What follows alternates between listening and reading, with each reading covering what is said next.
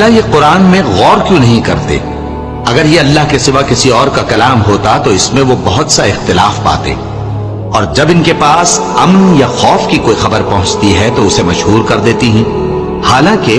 اگر اس کو پیغمبر اور اپنے ذمہ داروں کے پاس پہنچاتے تو تحقیق کرنے والے اس کی تحقیق کر لیتے، اور اگر تم پر اللہ کا فضل اور اس کی مہربانی نہ ہوتی تو چند آدمیوں کے سوا تم سب شیطان کے پیرو ہو جاتے۔ سو اے پیغمبر، اللہ کی راہ میں لڑو، تم اپنے سوا کسی کے ذمہ دار نہیں ہو، اور مومنوں کو بھی ترغیب دو، قریب ہے کہ اللہ کافروں کی لڑائی کو بند کر دے، اور اللہ شدید ترین جنگ کرنے والا ہے اور سزا دینے کے لحاظ سے بھی بہت سخت ہے۔ جو شخص نیک بات کی سفارش کرے تو اس کو اس کے ثواب میں سے حصہ ملے گا، اور جو بری بات کی سفارش کرے اس کو اس کے عذاب میں سے حصہ ملے گا، اور اللہ ہر چیز پر قدرت رکھتا ہے۔